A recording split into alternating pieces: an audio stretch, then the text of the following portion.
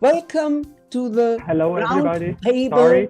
of the new books in the history of women philosophers. My name is Ruth Hagengruber, director and founder of the History of Women Philosophers Center here at Paderborn. A warm welcome to all of you. We are today live on the 5th of December 2022, 6 CET, to talk about the Latin American perspectives on women philosophers in modern history. Again, a warm welcome to Christine Lopes, Katarina Peixoto, Pedro Pricladnitzky, with whom I will spend 30 minutes to talk with them about the book they have recently published and to give you as much insight as possible what you need to know to get excited about this book. So let me first introduce the editors to you. Christina Lopes is the founder of the Later German Philosophy Project and coordinates a group in philosophy and politics, at the Jewish Academy of São Paulo. Currently, she's working in Oxford. Katarina Peixoto, she is a postdoctoral researcher at the Department of Philosophy at the University of São Paulo, also an associated researcher to the New Voices Project at the Center for the History of Women Philosophers. Together with Pedro, she has translated more than 40 articles from the first encyclopedia of concise concepts of women philosophers into the Portuguese language. Pedro Pricladnitzky is professor of philosophy and an associate researcher at the University of Western Paraná in Brazil. He translated with Katarina several articles from this first encyclopedia, and they all three have together edited this book. Christina and Katarina and Pedro are accompanied by some of the colleagues who have contributed to the book. Great having you with me to talk about it. Before we open to discuss the topic of the book, and I would like to hear a bit more about your experiences that you connect to doing this book. There's a lovely question. Thank you, Ruth. Thank you, everyone. It's a great pleasure to be together here and to have the opportunity to talk about this volume. I apologize if you can hear some noise in the background. Right, so I'll talk a little bit, then I'll ask my co-editors here, Katarina and Pedro. It was a great pleasure to do this volume together. The volume arose out of an extraordinary conference organized by Pedro and Katarina, and they can talk more about that in a minute, in Rio de Janeiro in 2019, in June, on the very topic of women philosophers in the modern times, in the modern era. And it was quite an extraordinary conference in many ways, not least because it was the very first conference putting at the very center women in philosophy. But also at the time, and we're still living those times in Brazil, it was quite a task to bring together an event, an academic event, that was seen as extraordinarily threatening to a number of segments of the academia and society at the time, especially. So it was a wonderful event that gave rise to the volume, and co-editing, 3 people co-editing at any given time on any topic is complicated. But I'm very glad to say that I think, and of course, Pedro and Katarina might disagree with me, I hope not, but I think it was a very successful partnership with a good sharing of tasks and a lot of good thinking together. to me, it was a great pleasure to be involved, but more about that later. Yeah. So, Katarina, I'll just go next with you because you are next on my screen. So would you like to say something about our experience doing this volume together? Yeah, I'm very pleased to be here. I think of course, I agree with you, Christine. You were so elegant and present, and a great colleague who became a friend. And Christine told a lot of what was. I just want to add that it all began to me. It all started when I got to Paderborn in 2018 to the workshop that preceded the conference on the 400 years of Elizabeth of Bohemia. And there I discovered not only that there were a lot of ways to do with the legacy of women from the past, but also with the way we look to the historiographical methodology. It was a turning point in my life. I'm very grateful to this experience. And it was from there that I got the idea to call some friends. And also should add, as Ruth told us, that this conference was imagined and started by the social media. I started to call the friends on a Facebook post. I began to understand, I came to know about Paderborn on a tweet from a colleague in Brazil. And the response, the reply, the answer from the community in Brazil was impressive, is still impressive. By the time, and at the time, my research was in the beginning, and we had a task also to sort of convince our colleagues in Brazil that we were doing something different. It was not just feminism, but also recovering some, revisiting our very past and also our historiography. And I think we made it, and we made it very well. And I'm very grateful to Ruth and to Sarah Hutton, especially also to Lisa Shapiro and the projects connected to this agenda. It is very transformative in many ways. The conference was today, after the pandemic and after Bolsonaro, we can say that it was something very powerful and something that strengthened our ties. And this is it, the beginning of a path of research and some friendship and international cooperation as well. It was key to survive during the darkness of the last years. And I also am very grateful to my friends and colleagues and etc. I've just wanted that we are just getting started. Pedro, would you like to add something? So,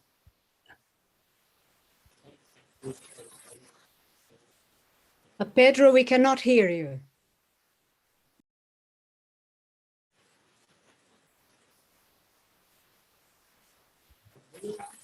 okay, so I will continue to ask one really profound question, and we will see what you will respond to it, because I think this is what has become, meanwhile, one of the most pressing issues in our time, discussing gender in the so-called intersectional discussion with race, with class. In Brazil specifically, and of course in the Latin American discussion, broadly, discussions about the canon rewriting, but in hand with colonial and slavery history, are in the center of discussions right now. Did you think about these topics when you started to sketch out, to draft this conference, and then to go for the book? And what is your opinion on this? If I may, while Pedro, I'll call you in a minute when you have sorted out your video, your audio. Ruth, your question indeed is a very serious one. And the intersections of racial discussions, the gender discussions, all of the identity, different identity agendas, I think it was very much at the center of the conference. Although the accent from what we've got really was from the start to give more prominence, to raise the awareness of the voices of women in the way in which philosophy is taught and researched in Brazil. Now, we do have two wonderful colleagues here with us. They are two of the contributors to the volume. And I wonder if I could suggest that Ulysses perhaps say something about the intersection, especially around race and social class and slavery, and being a woman, the gender issue in connection with being a woman in Brazil, since one of his subjects and his one of the women he wrote about fall well into that intersection. Ulysses, would you like to say something? We cannot hear you, Ulysses. You have to unmute yourself. Okay, let's go. Can you hear me now? Great. Yeah. Yes. Okay. Yes. Thank you. Can you also hear me? Yeah. We can hear. Okay. That's great. First of all, sorry for the interruption. I entered in the middle of the presentation Ruth Hagengruber was doing. Sorry for that. No problem. And yes, I tried to do this in my contribution to the volume. I talked about Rosa Egipsíaca, who was an enslaved person, and about Stamira, who was a person who didn't have properly a home or a place to stay. So both of them were at the margins of the colonial society, the margins of a margin. And what I'm trying to do now with Rosa Egipsíaca in the continuation of my work is to emphasize how her theological and I dare say philosophical doctrines are can only be understood if you understand the position of subalternity from which she speaks.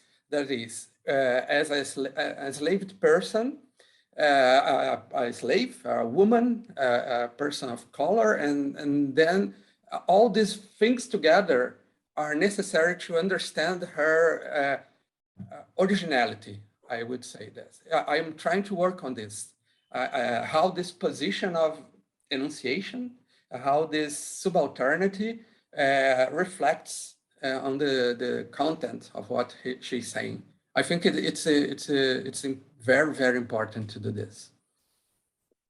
Yeah, I don't know if I have answered your question, but. This is very important.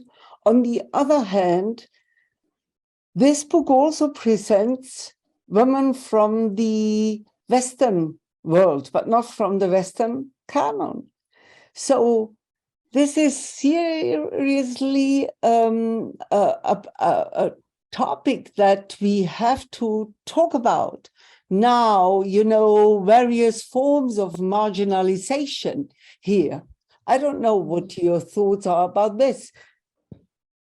For example, Miteli, I don't know, because you are working on a woman who is really, you know, a coming up big female philosopher. However, she has no Latin American roots. Do you spend a thought on that? And do you think you should justify that? Or is this,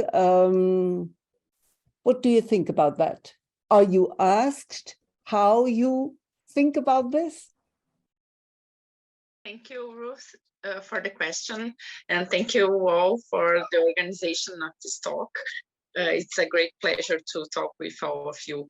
So yes, I'm studying a European philosopher who is a woman from a white woman from a high society, and there is some questioning about the legitimacy of this study in a country like mine country, which was marked by slavery and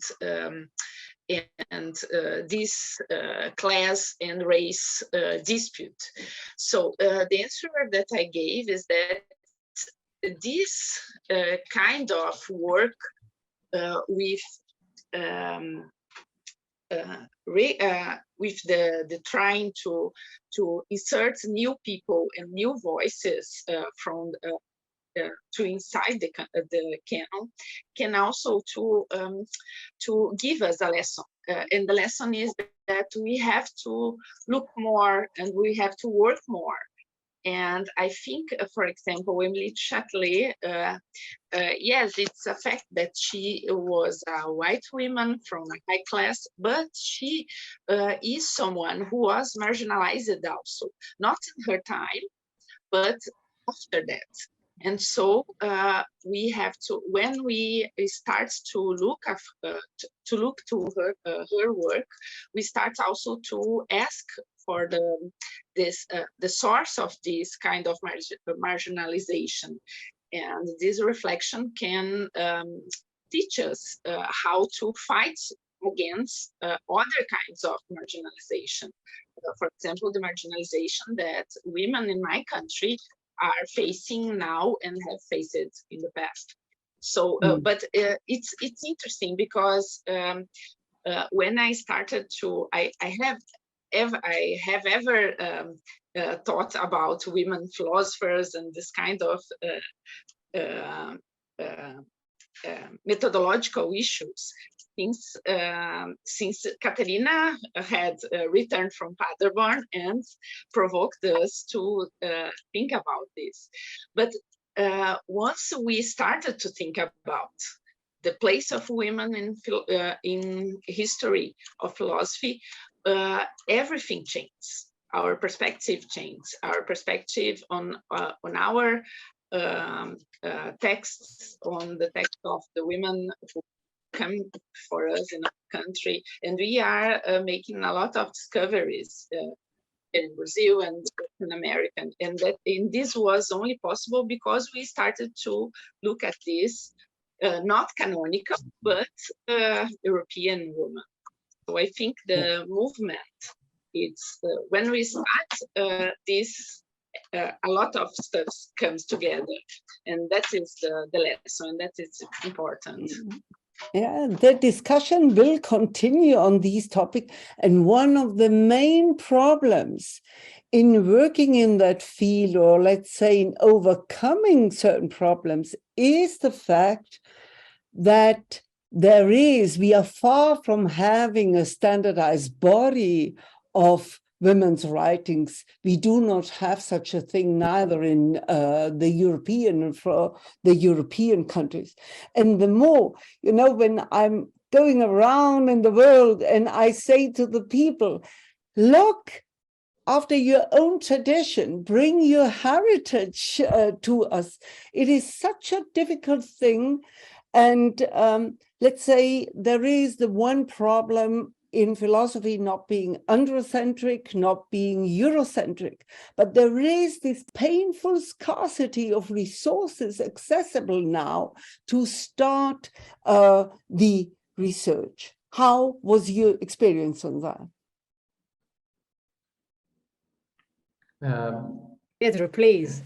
okay, thanks for the question, and I'm sorry for the the problems with my audio earlier. That's a great question. Personally, I'll speak personally because of the experience of meeting Katarina for a coffee some months after she returned from Paderborn. I was perplexed. It was amazing to see her, the energy that she always has, but she was with a little more energy than usual that day. And it was she provoked me. She provoked me to start looking for the women in modern philosophy. And my reaction at first I was also amazed by my ignorance of the topic, how much I didn't know about it. And then after that, after some years now studying and researching Margaret Cavendish, I can realize that I still don't know almost anything about women philosophers of my country, Brazil. And lately, I'm really seeing that we have a reception of a European problem or European topic, the La Querelle des Femmes, which was received and discussed from a Brazilian point of view by Nízia Floresta, which was one of my topics of research presently. So I had to go back to Europe, then to come back to Brazil and to see that philosophy in Brazil. But it was this movement to go there, go to our sources of our formation as students. It's the European figures, to go back to Brazil and see that also a lot of work to be done still. I would add, so we see this, let's say, this problem or this topic that now the European women, but they seem to help much more to go into one's own tradition and heritage and to foster and to support, to rethink one's own heritage. You know, it is different. I think it is different because I know how famous the German idealists are in Latin America. They do secondary and thirdly persons and philosophers there, but it is incredible, you know, Krause and Fichte and all these things that are not talked here. Krause, for example, is, you know, no one teaches that.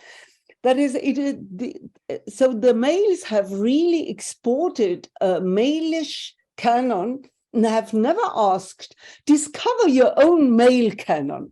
You know, they have neither encouraged to discuss a different canon, nor females, nor the males' canon. This is really very different. I think this is a different approach now with the women. And in that context, you know, so another question would perhaps be to all of you that one could take that fact also as a power of a multinational and multicultural philosophical friendship to start with, and to see it otherwise than in a kind of competition, and perhaps even in a kind of falling back into a nationalist agenda, be it a European, be it a non-European. I would like very much to hear the thoughts of you on that. If I May I start, Christine? May I start just to say that perhaps following Pedro and Michele, I believe there are some different levels of exploration and of exploration and reflection on the history. So when we are talking about Latin America way of doing philosophy, for instance, I believe we should read and study Plato and Aristotle, okay, and also Descartes, and our point of start, our point of departure in our shall be where we were formed, at the university, in the school. We have to use our background. So, and this is the first thing to do, the way to reply to the question with respect to why are we talking about European women? The second point is with respect and orality tradition, and it's the precarity of the material, the fragility of the material. And another one is about our national intellectuals, our own history. I believe we should do all the things all the time and together.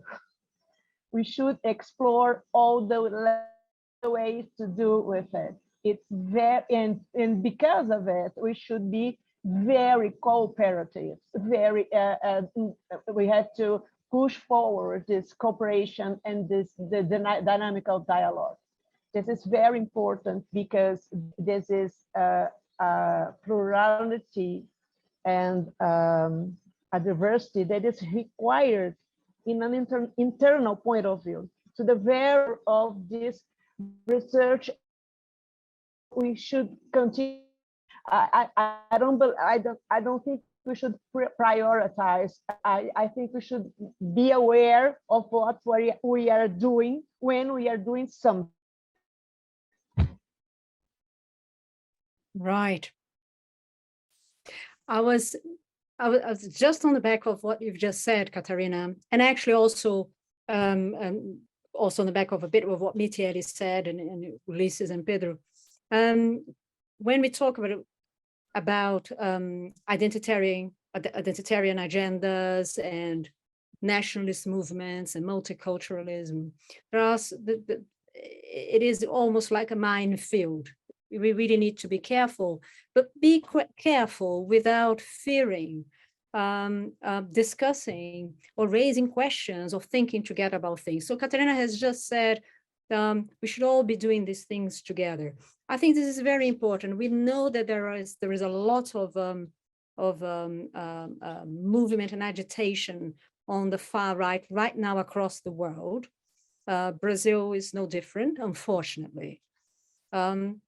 Now, what that means in terms of the important issue of identitarian agendas, one of the things that is important is that we need to be careful not to turn the discussions around place of women and women of color, and also the place of white women in colonized societies such as ours.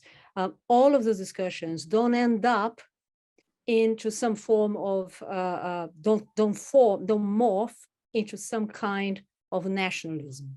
So the government that is just leaving Brazil right now is one such far-right government who wanted to make, as a template for Brazilian society, the white society, very white society, but not necessarily the European society, the American, they were trying to emulate a bit of the North American, especially the United States, culture and society.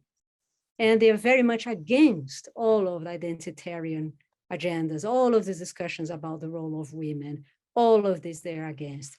On the other hand, you do have potentially a group of people who might want to say, well, we're going to stand out against this, and we're going to say all that is important about Brazil is putting the women of color at the center of the discussion around women. Not white women. White women have always been somehow part of the oppression experienced by women in Brazil.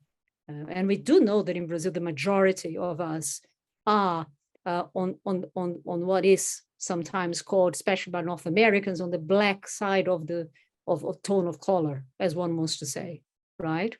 So you need to be careful not to end up in a false dichotomy. So like Katarina said, it is about talking together, opening up across cultures, not in spite of cultures, or putting any particular culture at the center. So for example, our volume, Ruth, without your center, which is an extraordinary endeavor in its own right, our volume, the title, Latin American Perspectives of Women on women in modern history? Well, it is Latin perspectives. Ulysses wrote about Stamira and Rosa de Ptisia. A lot of us wrote, Latin American people, whom we are, our perspective on European women. So it doesn't need to be, it's part of being a Latin American and a Brazilian specifically a woman or intellectual, that we consider what part of our perspective has to do with our history of colonization. What are our assumptions? And what part isn't? What is anew in this perspective, such as Michele said. So she is talking about Émilie de Châtelet, but from a not necessarily canonical European androcentric canonical perspective. Yes. May I add something very quickly? Yeah. Yeah. Okay. So concerning the question Ruth asked us, I don't know if she knows, but in Brazil specifically, the history of Brazilian philosophy has always been the subject of the right, the cultural and political right. So one of the works that we have to do now is to reread this tradition, including women, but without the connotations of nationalism and patriotism that the right and the extreme right has always projected on the history of philosophy in Brazil. The history of philosophy in Brazil was almost always the subject of the conservatives that was looking for a national identity, a purity, and an originality. So here we have this complication. We have to separate the history of philosophy in Brazil from the political right. It's a kind of inner contradiction. Absolutely. What you are unveiling is that there is a Brazilian nationalism which is done on the male scale with the European philosophers. It's everything crazy. But Pedro, what are your thoughts on that? Because I think it is really fruitful and it's not easy to get out of this really very tricky, let's say, plethora. Yeah. Plethora of diversity. I would say, Ruth, about this question, that one of the main legacies from the conference and from the book, it's to make us aware of these inner contradictions and these problems that we took for granted, that we have a path and an only path of doing things, of doing philosophy, of doing history of philosophy. Now we are aware that things can be different and may be different, and we don't have to choose to do differently or to choose to do one way instead of another. But like Katarina said earlier, we can do all together at the same time.